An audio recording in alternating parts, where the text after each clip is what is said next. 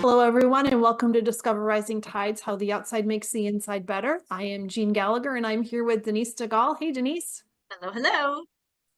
And we're going to be talking about having a plan. Is that correct? Yes. We are talking, we've been talking about, um, we're now well into the first part of the year, but we're still talking about resolutions and creating, that theme for the year. And so, we've got this theme, this overarching theme. That's great. What are you going to do with it? Right? So we do need to step back and create a plan. Mm-hmm. Why? A plan transforms a resolution into a roadmap. And let's be real. I mean, granted, it's not necessarily a paper roadmap anymore, though I do still have an atlas upstairs.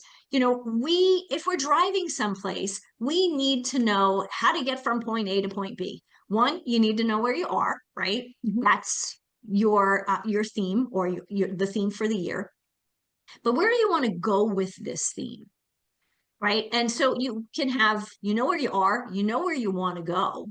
Mm-hmm. And if you don't know exactly where you want to go, that's some time to, maybe take a little bit of time to write some of those things down, journal about it. What is it that I want to accomplish with my idea of impact? How do I want to impact people?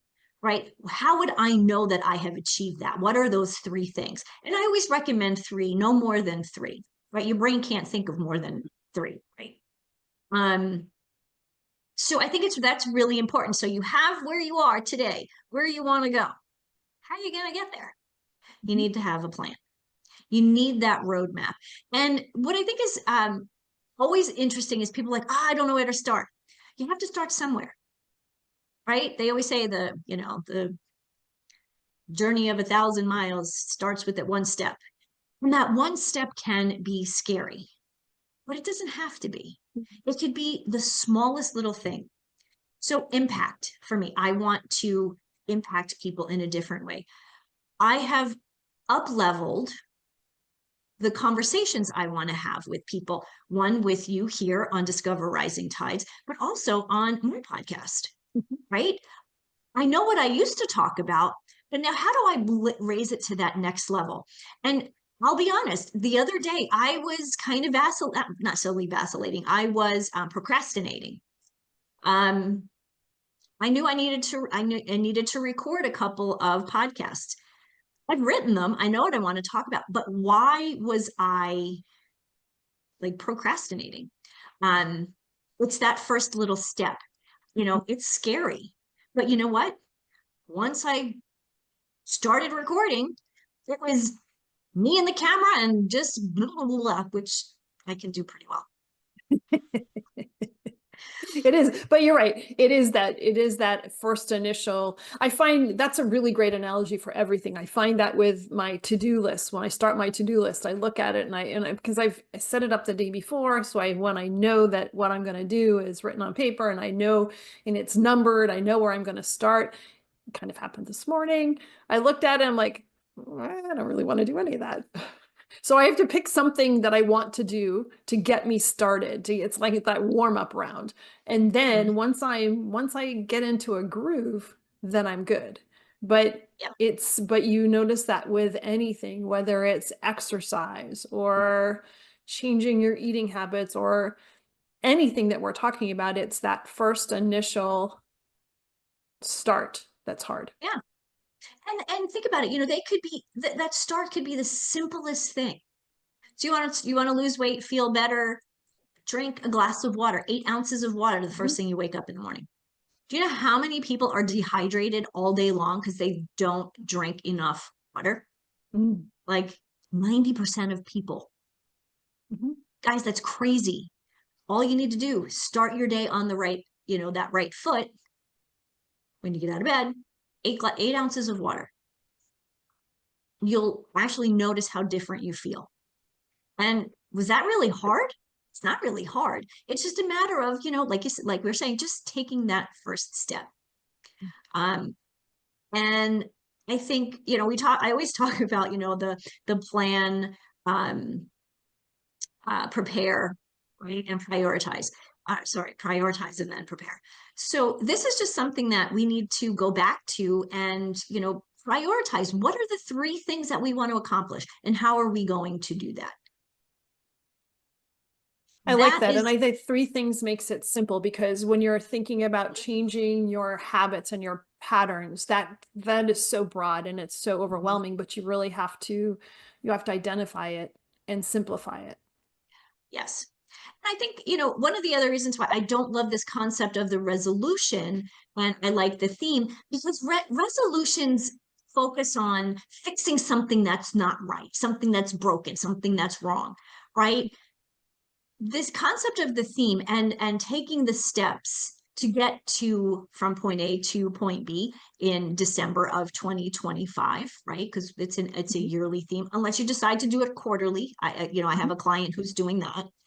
Um, it's really about growth, opportunity, and fulfillment. And Mm. for so many women in midlife, we are struggling with the fulfillment piece because we're taking care of everybody else. We're doing all of these other things.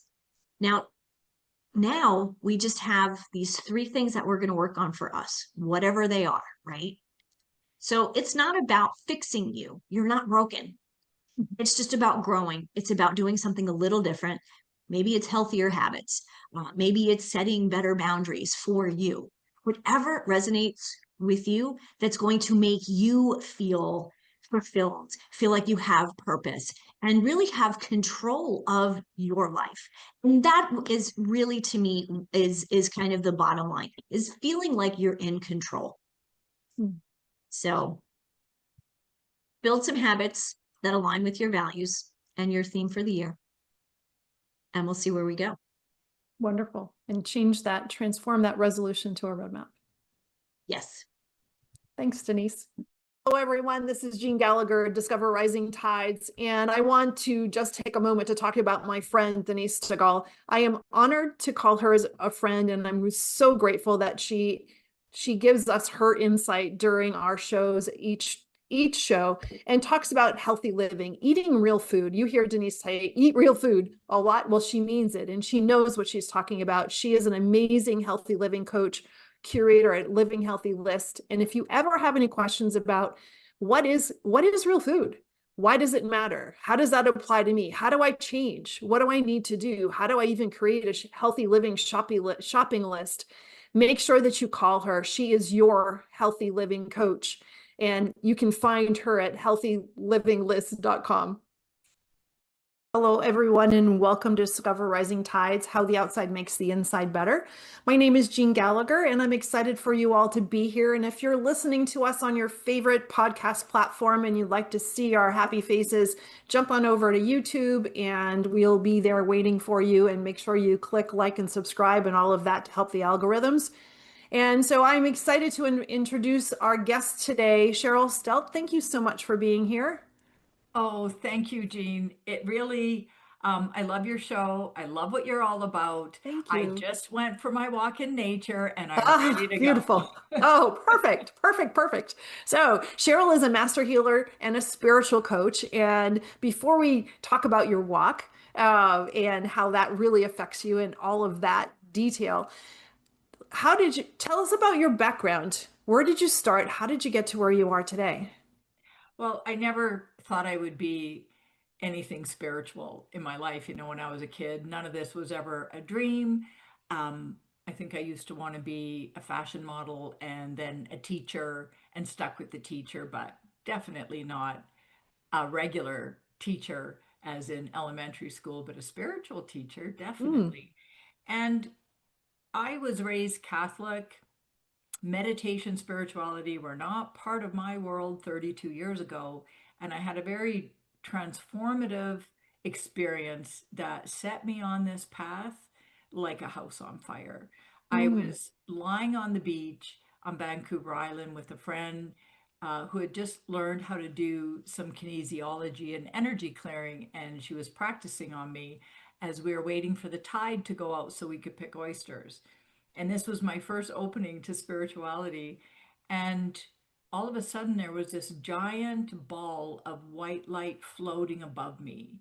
And Mm. it just had the most immense love I had ever felt in my life. And I started crying. And I realized it was my deceased brother's spirit, my younger Wow. brother who had taken his life about a year before. And she was talking so fast, I couldn't tell her what was going on. And as well, I was kind of in shock. You know, Hmm. I'm crying. I just had tears flowing down my face. And then she said, "It's your brother, and he's here." And Oh I my. said, "I know." So that was surprising. And she ended up channeling him. And she'd never been a medium or anything of that nature before. And his message to me was to start meditating.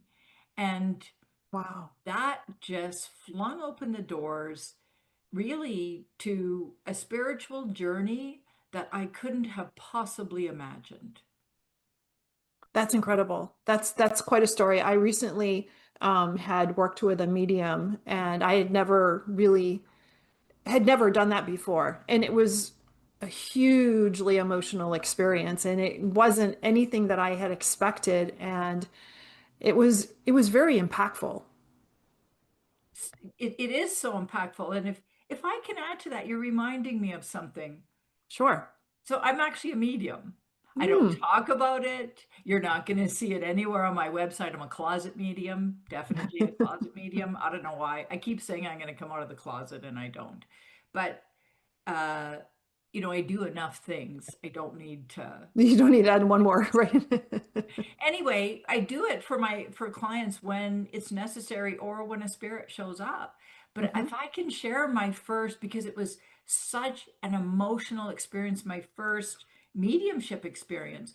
I was teaching a lot of meditation in Vancouver, and there was a young woman that was coming to see me who was studying fashion design, and her anxiety was through the roof. And Hmm. she was scared she wasn't going to make it through school to get her diploma. And one of her instructors, who was a friend of mine, suggested she come and see me because therapy wasn't working for her. So I was leading her in meditations, and she texted me one day and said, "My mom's going to be in town from Edmonton. Would it be okay if she joined us for our class?" And I said, "Absolutely, that would be Hmm. wonderful." Then the next day she said, "My mom's arrived and she's wondering if you could do a spiritual reading for her." Mm. And my automatic reaction was, "Yes, I can do that. It'll be $40 for half an hour." And I don't know where this information came from. It just sort of came out of my mouth. And I hang up I get off, it's text. And I thought, "What are you doing?" And I just got the guidance, "You can do this. It's not a problem. Don't worry about it." So I said, "Okay." So then they arrive. And before we get started, I said to the mother, "So I understand you would like a spiritual reading." And she said, "Yes, I would." And I said, "What does spiritual reading mean to you?" She said, "Oh, I want to speak with my deceased mother." And I was, "Oh, okay." And I instantly got a, "Yes, you can do this." And she said, Wow. "Do you do this? Can you do that?" And I said, "Yes, I can." I had no idea what I was getting into, but my body was calm. It was like I had this knowing. So we get through the class, and then I'm doing the reading, and I'm sitting there, and I get Queen Elizabeth on my right. And I keep trying to push her away. So I had sort of, I had done some readings, but I'd never called in a spirit. So I noticed if I could push something out of the way, it was my mind or I was making it up. But if I couldn't push something away, it kept coming back. I knew it was real. So kept pushing Queen Elizabeth away, and she kept coming back. And then she takes this cane and she's hitting it on the floor like, "It's me, I'm the mother." And I'm thinking, "Well, you're the queen mother." So then I asked them, I said, "Any chance your mother looked kind of like Queen Elizabeth?" And they both burst out laughing, and they said, "She not only looked like Queen Elizabeth, she dressed like Queen Oh Elizabeth, my gosh. she acted like Queen Elizabeth, and she wanted us to call her Queen all the time." And I Oh said, boy. well, then she's here." And the big question was, the mother had passed a year or two before, and the grandmother, but the mother who called the reading said her question was, they hadn't talked for a decade. Wow. and she was in hospice, lying beside her mother before she passed. And she said, "Did you hear me tell you how much I love you?" Mm. And the mother said, "No, I didn't hear you, but as soon as I left my body, I felt it." Oh, And we wow. all burst into tears. And right now I have goosebumps head to toe. I'll never forget that. And every single time I do mediumship with family, it's like that. The love Mm. through spirit, like you're talking about, Mhm. is so palpable. It's undeniable. That's amazing. What a story. Queen Elizabeth, who would have thunk that? And you can't make that up. It's not like you could have Googled her and done a whole lot of research and come up with Queen Elizabeth. That was a true receive on your part. That's Yes, yes. what a story. Thank you for sharing. I have a question too. I know that we're getting into your story, but I think I want to sideline because I feel like this is coming up. Um, would you mind sharing your meditation practice? Because I know after we talked yesterday, it's really an important part of you and your healing and your ability to heal others. And could you break down what that looks like? And not in super detail, but so many people talk about, oh, I wish I had a meditation practice, or I have one, or it's really hard for me. And what does that look like for you? Yes, nobody's asked me that Mm, question in that way, and I love it. And so if it's okay, if I can explain it while leading a meditation, so we can make yes. this Oh, kinesthetic, let's would do that that. work for you? Oh, Okay, sure. let's do that. So I invite you, Jean, and everyone Mhm. listening at home to sit up nice and straight wherever you are. The ideal is on a kitchen or dining room chair, not leaning back against the back, but sitting straight with your feet flat on the floor, and put your hand on your lower abdomen. So your thumb right at the level of your navel. And so you put your hand there, and that's where we're going to breathe. We're going to stop breathing in the chest. You can relax your shoulders. And first off, you can notice where you breathe. This is important, and I'm going to explain why. And don't worry about catching this or trying to record it. I'm going to include a link to some free meditations for you. So don't worry. Let's just have an experience here and I'll explain. So notice how you breathe in your body. Where do you breathe? In your chest, in your upper chest, in your diaphragm, or lower down. Very few of us breathe lower down. So now let's breathe with the lower abdomen. So I invite you to use your inhale really nice and slow and let your belly expand. So we're just focusing on breathing in the belly, and then you squeeze your belly and expel all the air. And I had moved into this early in my meditation practice, even though I wasn't taught, because I grew up in Alberta and I learned that the long, full breath stopped me from shivering in the cold. I learned that as a kid, and my body would automatically start doing this once I started meditating. So I eventually quit trying to stop it from doing it. So you exhale, and you would like to count 6 or 8 seconds on the inhale and 6 or 8 seconds on the exhale. And so I invite you to practice this, and I'll explain what happens in the brain. And this has been my practice for many years, except for when I went to India for 4.5 months. I did upward meditation. But what happens as we do this, it changes the brain function. As soon as you engage your abdominal muscles with your breathing, it changes the breathing from the back of the brain stem, the medulla oblongata, to the frontal lobal brain, and it frees up the brain stem, which gives you access to your subconscious, the right brain. So you want to access your subconscious. This is not about getting rid of all thoughts. This isn't just for relaxation, although it calms your sympathetic nervous system, stimulates your vagus nerve, does all sorts of things. So you keep doing this. And then a good place to focus, two chakras. One is the heart chakra or the root chakra. And in all my programs, I have various transformational programs. We always start in the root chakra. So choose a chakra.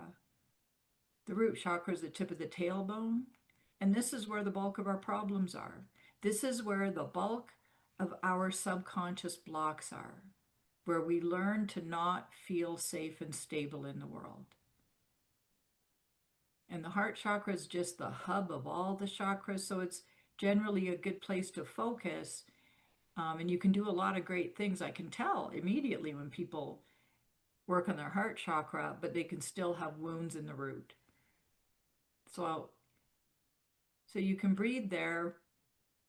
And then I invite you to, if you want to do some healing, let's just dive in. So my meditations are all about being and healing and empowerment. So being present. What are you noticing right now? Any sensations in your body? Any emotions? Keep the full breath going. Feels like a workout at first, but it's so good for you. And then you can think of maybe something that's really bothering you from the present or even the past, or maybe you're worried about something in the future. And what's the emotion you're feeling? And allow yourself to feel that emotion with the breath. Because our subconscious blocks are all repressed emotions. And we learn early on to hold back some of our emotions, if not all of them, to stuff them, to avoid them. And science has now proven that trauma, all our wounding, is encoded in the right side of the brain, the subconscious, through physical sensations and emotions, not through linear memories.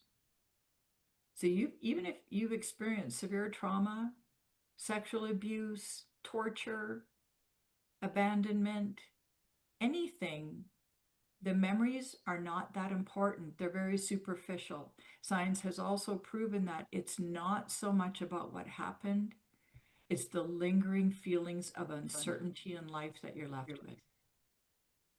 Those feelings of not feeling safe, the self-doubt. So we breathe through whatever emotion rises up for you. And that's, you learn to access what's going on, accessing what's in the subconscious. And then you can do what I call follow the emotional thread. And you can drop down into an even deeper emotion. So let's say you're feeling anger or fear. You can drop down with the exhale. It's like you're falling through that emotion into a deeper emotion underneath that emotion. And you can breathe into that. So every time you breathe through an emotion, you're clearing it, you're releasing it from your system. So you keep breathing into the emotion, and you can keep doing that. I could lead a 45-minute meditation if you wanted, or 20. So you keep following that down, and then you can invite yourself to go back in your subconscious to when this emotion first began, the deepest one you get to, which is often confusion, shame, a deeper sense of fear, trapped, that sort of thing. When did it first begin? And if you just follow the breath on the exhale, your subconscious will take you back to when it first began. And I find all the patterns, the deepest patterns that are getting in our way the most, began by the age of 2, and often in the womb. So you can ask your subconscious that, and then you breathe through it. You let yourself become that younger version of you. You don't have to know the exact age, but you'll get a sense of it. Because remember, it's not the memory. It's the physical sensations and emotions. So any physical sensations you feel, welcome them. That's your body releasing the wounds. That's your body releasing the blocks. And the deeper layer is the emotions. And then we can go through sort of a little bit of a reparenting technique. That's the empowerment to let your younger self know that you didn't deserve it. Whatever happened wasn't your fault, that the people around you were wounded. You did nothing wrong. So it's disarming the younger self. And then you can reparent as the adult you are, still using the full breath. Reparent your little self, loving them up, telling them how lovable they are, and then watch the younger self's emotions change. And this is where you get the clarity of who you are, why you're here, and what you're about. And eventually your true calling is you continue to go deeper And as the little one, you start to access more of your soul and your inner truth. So that's it in a nutshell. And then whatever you discover in your younger self, the truth that maybe you're meant to be free, or maybe it's this knowing that you're a bright, shining light and you're meant to have fun, whatever it is, then you want to meditate on that and repeat that. And it reprograms your subconscious by taking advantage of the brain's neuroplasticity. So you're creating new energy pathways that go through your brain, and you're abandoning those old highways, the neural pathways in the brain. You abandon the old ones. They're like highways. It's like being on a freeway. You automatically use those. So you quit using those and you start to form new neural pathways. And that's the type of meditation I Wow. teach, and I've been practicing Thank for a you. very long time. Thank you. Thank you very much. That was very intentional. Yes. Wow. Fantastic. I Yes, feel calmer. and I'm sorry. I feel calmer. Awesome. Awesome. And the thing is, you need your brain. You need that subconscious brain will speak to you just like it's a left brain, but it's not. So those thoughts are very important. I've Mm. never bought into the letting go of all thoughts. It's never worked for me because I can't, Hmm. Hmm. like And it's most one of the people. things that I've always struggled with too. And I've been practicing yoga for 20 years, I think, anyways. And um, I'm always challenged with that piece because the brain, it's very difficult. The more you focus on your breath, the easier it allows you to not focus on the thoughts as much. However, they do reoccur, and even if you're trying to let them float away, they don't. But what your practice is to acknowledge them and utilize those as a tool. Exactly. Mm. Exactly. And, with respect to breathing into our blocks, Hmm. the repressed emotions and our wounding and our trauma, it's I do a lot of chakra readings, many chakra readings, and I don't see the chakras the way you typically see them, with the mandalas or the lotus flowers and petals and everything and all the colors. I see them as energy centers, as light. Mm. Kirlian photography has proven we're made of light. And I see the blocks as black. They're like black balls or lumps or blobs or that sort of thing. And it's where the energy is not flowing. So when you're Mm. breathing into any kind of wound or stuffed emotions, you're breathing into literally where the energy is not flowing because it's stuck in there. And the more intense, the bigger the block is. So you feel it when it frees up.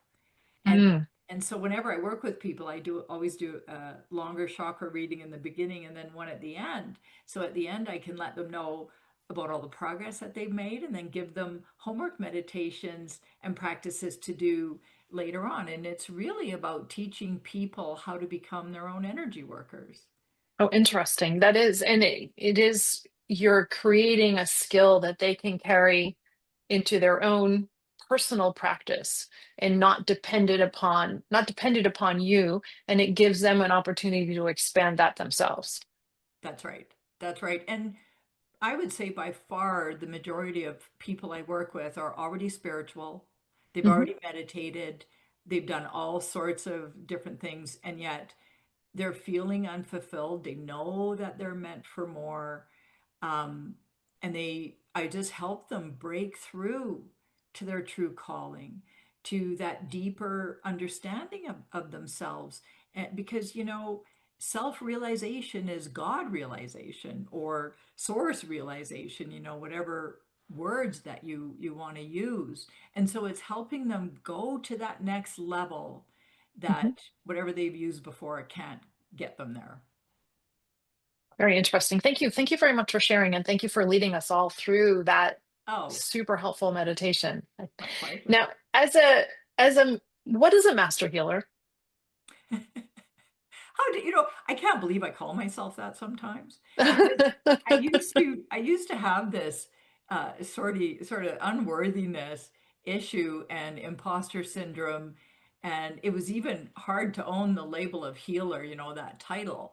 and I own Master Healer. There is nothing that I can't help. There isn't anything that I can't help anybody heal. And I just have so much experience. You know, I Mhm. had so much to heal in myself. I'm still not finished. I've studied multiple modalities and developed my own certification program. So I teach people how to do what I do. And all the clients of mine that have done a ton of work, they all say the same thing. Cheryl, nobody goes deeper than you. I go Mm. deep. I get, we can get into the womb even at the moment of inception. We can heal anything.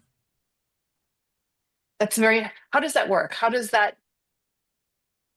are you able to access that, or how are people able to delve into those, their historical happenings, performance, wounds, whatever terminology you want to encapsulate that with? How are you able to lead them through that process? Well, it's number one, being very in tune. So I do all my work now online because we're all one. There Mhm. really is no separation. So it doesn't matter where you are in the world. You could be in South Africa. Uh, and so when I work with people, they're lying down. So I'm not leading them in meditations. They're lying down so Mhm. they can be as relaxed as possible. And then I lead them and guide them on the way. So we always start with a current event, something that's, you know, in the forefront that they want fixed or they want to feel better about it, that sort of thing. And it's using the, you know, the basis of the meditation I just led. So that practice, but I'm guiding the person and I feel the energy, I'm in tune. So I don't tell them, oh, you're feeling this, or oh, it's that, or that sort of thing, even though I get a lot of information. I allow them to discover it. And people rarely, I've probably had maybe half a dozen, at the most 10 people who go back to the womb right in the first session. That's very, Mm. very rare. And those are usually very evolved people, or they're extremely desperate. They are so desperate for change, it's life or Mhm. death. So, Mhm. so being desperate for change is really beneficial. Oh, interesting. Yeah, it because it's an inner motivation, it's energetic, and you will get big results when you're desperate. It's amazing. So I help to guide them safely Mhm. without them, you know, moving up into the bell curve, if you know that psychology term. You don't want to go into a frightened, really frightened state or anything like that. And then it's they're always amazed at what happens, what it's like to be floating in the womb. They often get in there and they can feel infants, and it's, you know, there's research, it's very little definitive research done on what happens with the womb, in the womb with the fetus, but they're starting to see that fetuses actually feel and they take on the mother's emotions. And Mhm. it's physiological what's going on. I mean, you're literally connected, the fetus at the umbilical cord to the mother, you know, getting her blood and everything. So they go back, and I have had some, the moment of inception. I had one client reminds me, oh my gosh, the moment of inception, she knew it was going to be a rocky, rough pregnancy, and she wanted to turn around and go back. Mm. Didn't want to come in, and there was trauma right out of the gate. And that was challenging, and she was in her early 70s, and she said, you know, I always felt like I wasn't really supposed to come through. And Interesting. she healed that after all these years. She was inspired to start this nonprofit. The family house, her mother had finally died at the age of 97. And she had all these great plans for that land. And she just was motivated to contribute to humanity in ways she never had after that. Mm. It's just startling, the shifts and how she healed her extremely dysfunctional relationship with her mother before her mother passed. Interesting. Yeah, yeah. What a gift you gave her. Well, that she received She, herself. She got it. Yeah. yes. And that you led her through. Yeah. Thank you. Yeah. And so you use different modalities. Yes? Or how does that work? Mostly I Kind of. use I use my own Azarias energy healing program, and I offer a certification program in that. So I teach people to do what I do. And then sometimes I have to do other things. So Hmm. sometimes it involves mediumship, sometimes it involves shamanism, sometimes I have to do a soul retrieval. Sometimes I need to get rid of spirits in their home. I mean, I can do a lot of things. And Hmm. so there's other things that I do, uh, but the healing is I would say primarily 95%. The actual healing is